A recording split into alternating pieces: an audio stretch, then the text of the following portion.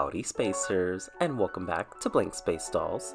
What a year it has been, but I'm excited to announce that this is the final video of 2020, but also that it's a special collaboration. But before we get into the details of that, make sure to hit that subscribe button if you haven't already and turn on those post notifications so you don't miss any of my future uploads. 2021 is a new year, and with that comes new projects, and I can't wait to share them with all of you. Now, back to the collaboration. So we decided to go with post-apocalyptic Christmas. Seems fitting, right? And I'm joined by Jackie O, Enchantarium, his name is Akin, Val Kitty's World, Keto's Workshop, So Doll Creations, and Tel Idolis. I'm so honored to be able to collaborate with some of these artists again, and also some of these artists for the first time, so be sure to go and check out their videos after watching this one. And with that, let's get into my custom. As a base for this project, I use none other than Izzy Dawn Dancer. I know, she's quite a rare doll, but again, I do buy dolls to customize, so let's take that out of the matter. And I'm gonna prep her in the normal way by removing her factory hair and using 100% pure acetone to remove her factory face paint.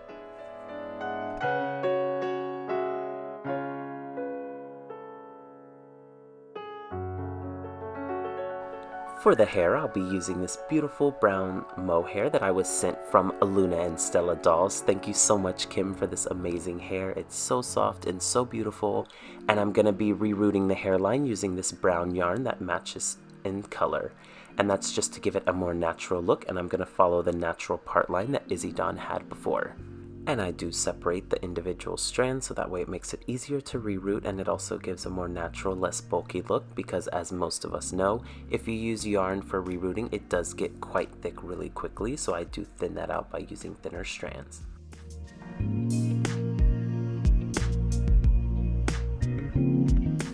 Once the rerouting of the hairline is done, I use FabriTac Glue inside the head to secure that, and then I use my pet brush to brush that out, and it becomes this nice fluffy mess. I then go over that using my flat iron, and that helps flatten out the texture just a little bit, and then we wrap her up and prep her for her face up. But before we get into the face up, let's prep the hair to be inserted later. And for that, of course, I'm going to take the mohair, and I'm going to use this blue silicone mat and a hot glue gun. Yes, a hot glue gun. And I did leave an extended clip of me spreading out this hair because I thought it was so funny to watch. And I literally did the most because I didn't want to waste this hair, and I wanted to get as much as I could out of the bundles that I was sent. Although I was sent multiple bundles, it was quite thick, so I wanted to make sure that it didn't come off too bulky. And then what you want to do is you just want to draw a line with your hot glue gun across that, and I take my mat and fold it over, and it actually flattens out the hot glue. Then I peel that up, flip it over, and do it again on the other side. And this is what it looks like. And this is what those wefts look like once they are complete. I will say I do not recommend this if you're not used to making hair wefts, because hot glue is unchangeable, as most glues are, but it's a little bit harder to control, so I would say don't try this method unless you're fairly confident that you can do it. And now on to the face up. To begin drawing my initial lines, I go in with my Derwent Inktense watercolor pencil in the color Willow to begin sketching out those lines.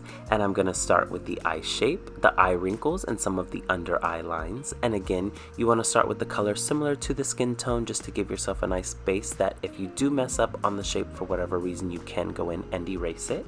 So that is why I'm using this lighter brown color to start. Then to begin some initial highlighting lines, I go in with my Caran watercolor pencil in cream, and this is gonna be my staple cream pencil that I use on all of my tan and deeper skin customs, just to make sure that the white doesn't come off as harsh. The cream just blends, and after you seal it with sealant, it tends to tone it down quite a bit.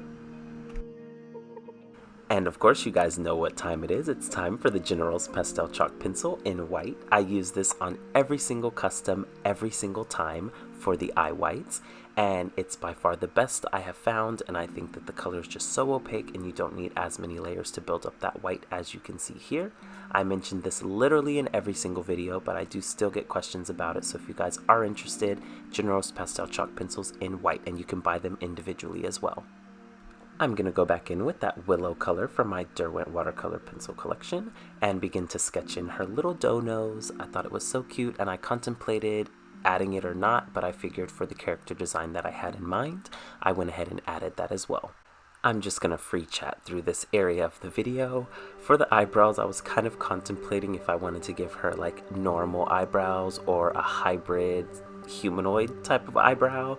So you can see here I drew dots and I started with normal eyebrows, but then I was like, you know what? No, I want to pay homage to the original Izzy Dawn Dancer character.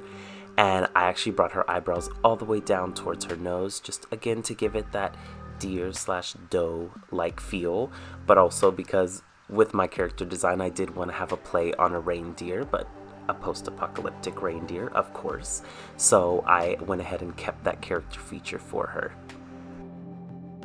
Then once that was decided, I went in with my Spectrum AquaBlend in soft red, which in my personal opinion, this is definitely pink, but it says soft red, so that's what we're gonna say it is. And that's just to give it a little bit of a flush pink tone on the lips, to keep it a little bit more natural, but also show that she has some color there. And to really define her facial sculpt, I used the reverse contouring technique that you can find here on YouTube.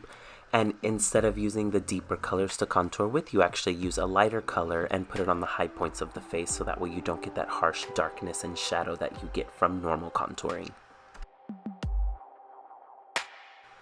Then we can finally seal that with Mr. Super Clear Sealant, and then I'm going to go back in with my Derwent Inktense watercolor pencil in ink black to redefine those lines around the eyes, the eyebrows, and the nose. And now we're going to go off script yet again and talk about a few things that I learned in 2020 and some of my focuses going into 2021. As I've said in previous videos, 2020 was definitely my experimental time in my doll customizing journey.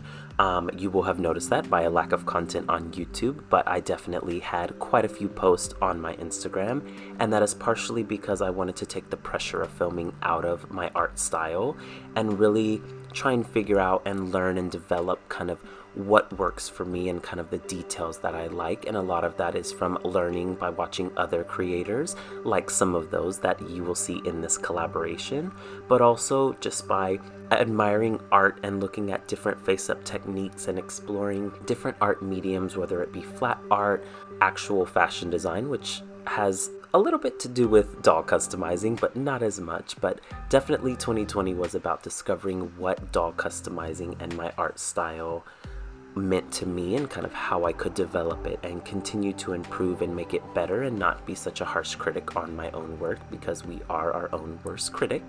I am definitely guilty of that.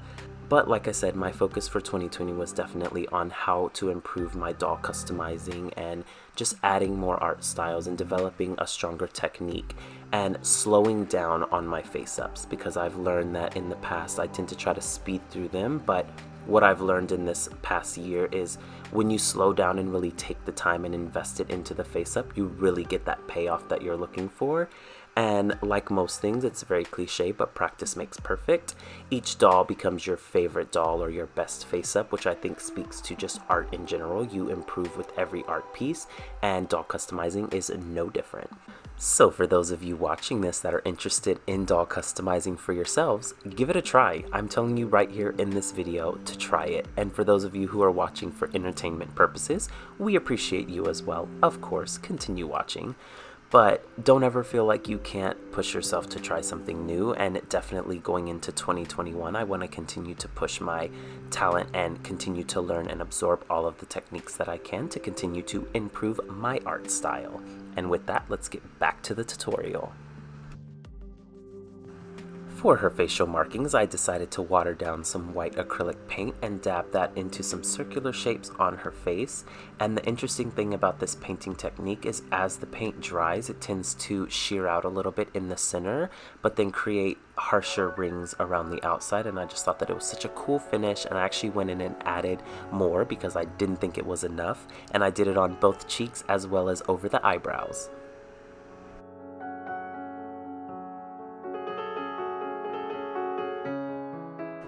Once those facial markings are dry, I then get to go in with my Pearl X powder in Macro Pearl, and I use a makeup brush, and I actually do place this all over the face, including the ears, and this is because once you seal it with Mr. Super Clear, it is gonna sheer out or matte down some of that shine that it had, but it also gives the skin a really beautiful sparkling texture. Then going back in with that cream watercolor pencil to continue to add highlights to the face, adding small strokes into the eyebrows, adding little lines within the iris portion of her eye, small areas on the nose to give it a little bit of a shine effect, and then a little bit on her lips as well.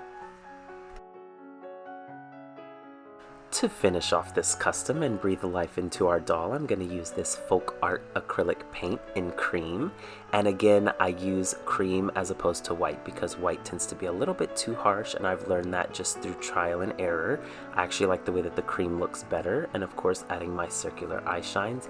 And it was in this clip that I noticed, I think she has a slight case of a walleye.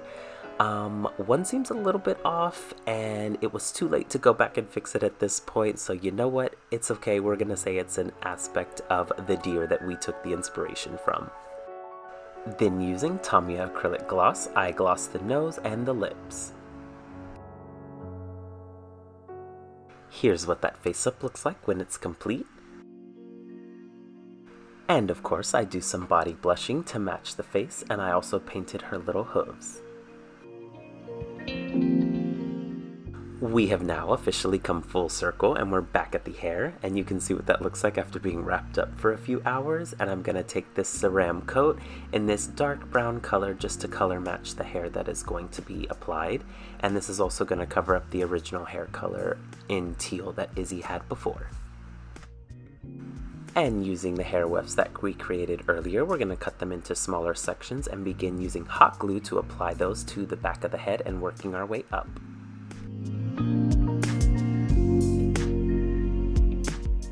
Once all the wefts are added in, you can see here what that looks like, and I do think the yarn is a shade lighter than the mohair itself, but I think it's a pretty good match nonetheless.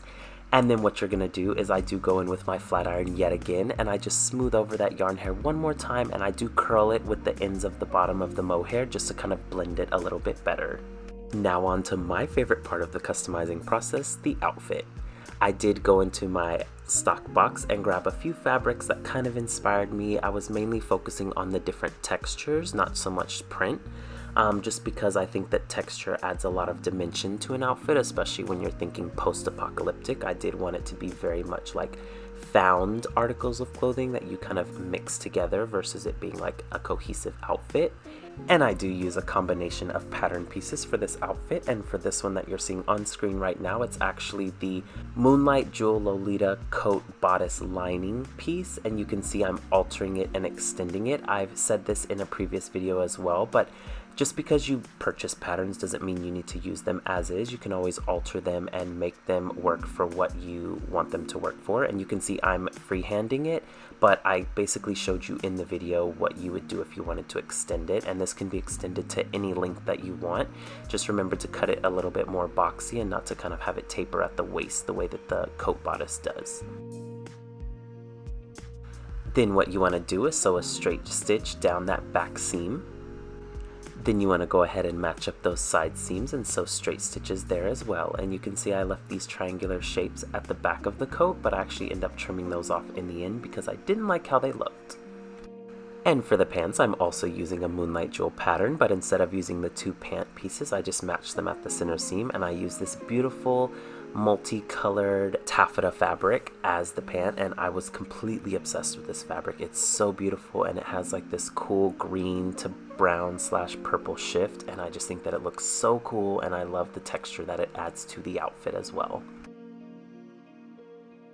You will also see here that the back of the pant pattern is notched, and you just want to sew down the front seam, and then I'm going to go ahead and hem the bottom of those before finishing up the pants, just because it's easier to do this when the pants are laying flat. And this is what that looks like. And then for the last seam, you just want to go onto the back, and you're going to sew from the notch down to the bottom portion, and that way there's an opening for you to get it onto the doll. And then you're going to open the pants up and sew all the way around from one pant leg through the crotch all the way around to the other, and you'll see that I'm pinning that here.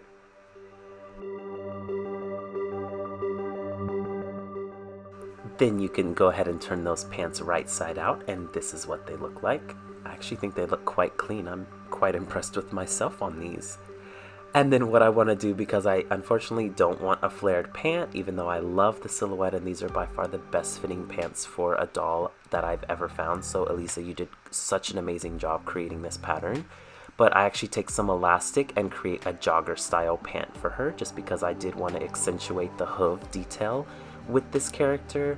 But I also wanted something that felt a little bit more combat ready, I guess, if that makes sense. Of course, because all of my dolls are for display only, I do sew her into these pants, and I think that this just gives a sleeker, more form-fitted silhouette versus a Velcro or a snap closure.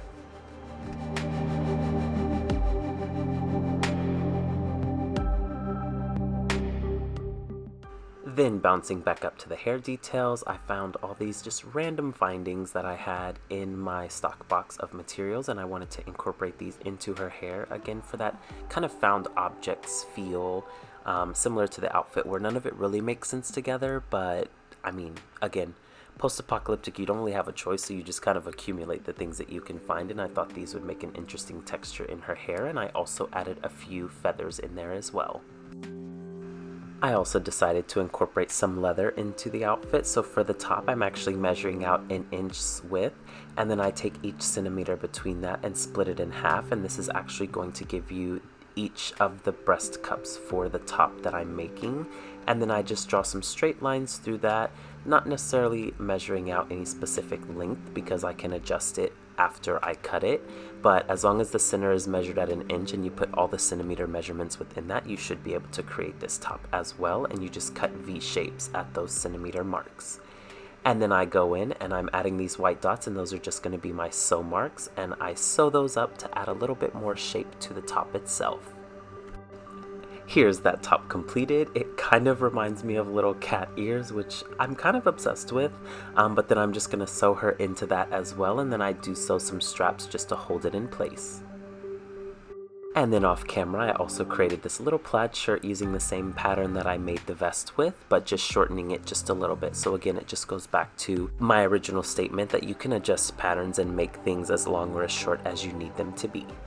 Here you can see what that little shirt looks like on its own, and I'm just debating on whether I want to put a belt around the shirt or the whole outfit, and I do end up doing the latter and putting a belt around the entire outfit instead. But before that, I do want to create a little scarf using this scrap of suede fabric that I have, and this is faux suede, it is not real suede, so don't worry, no animals were harmed in the making of this scarf. And it's really simple, just a rectangle, and I wrap it right around her neck. Now that we're nearing the end of seeing this custom complete, I'm just going to go in and start adding small little details like leather wrist cuffs, and I do it asymmetrically just because that's what I felt like doing apparently, and everything about this doll is symmetrical with the exception of her hair accessories and the straps.